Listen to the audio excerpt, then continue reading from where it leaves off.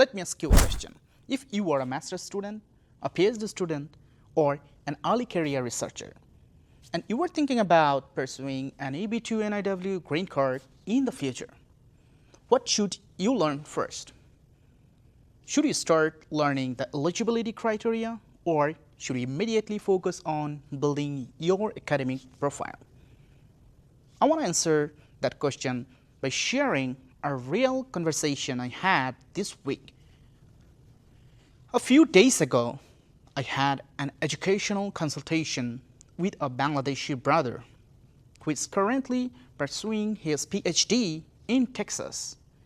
We were discussing his academic background, research, and long-term career plans.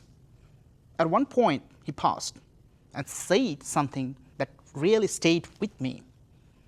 He said, "Brother, if I had known about this green card pathway earlier, I would have built my profile very differently."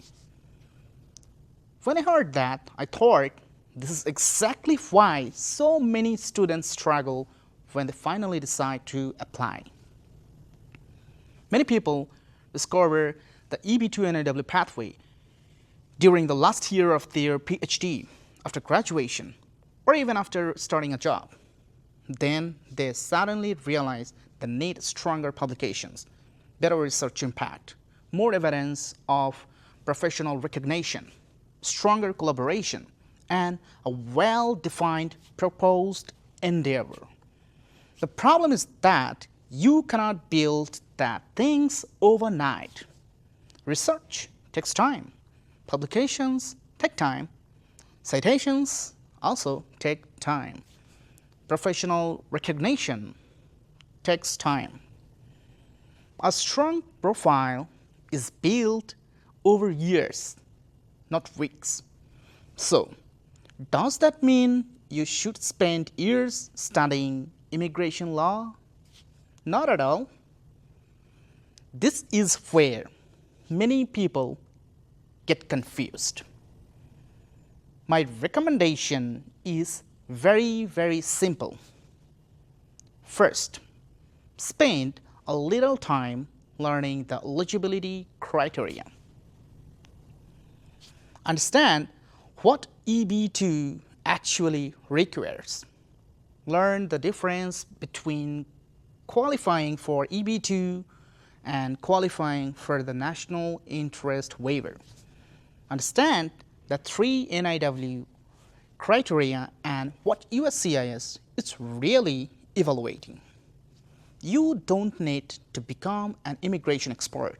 You simply need to understand the destination before you begin the journey. Once you understand the requirements, shift your focus almost entirely to profile building. Choose research projects that have meaningful impact.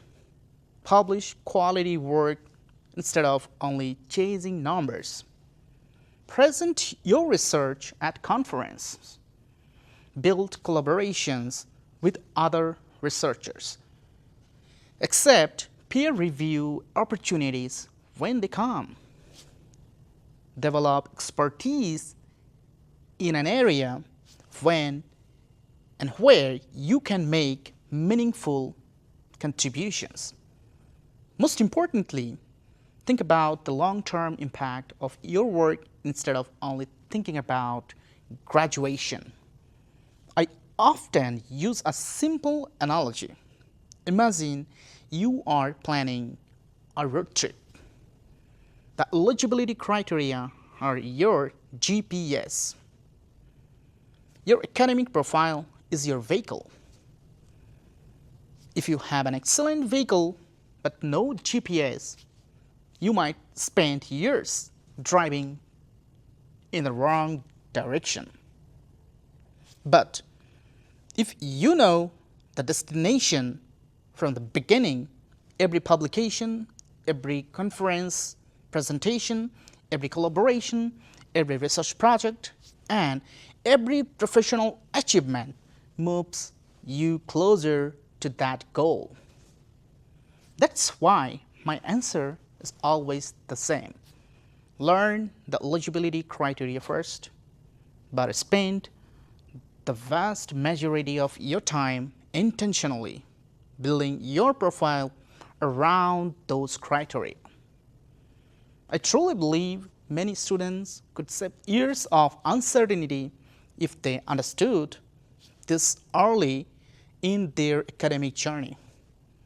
And I hope that years from now, instead of saying what that PhD student told me this week, I wish I had known this earlier, you will be able to say, I'm glad I learned the pathway early because it helped me make better decisions throughout my career. That's the real value of learning about EB-2 NIW early. It's not about filing a petition tomorrow. It's about making smarter academic and professional decisions today that can benefit you for years to come.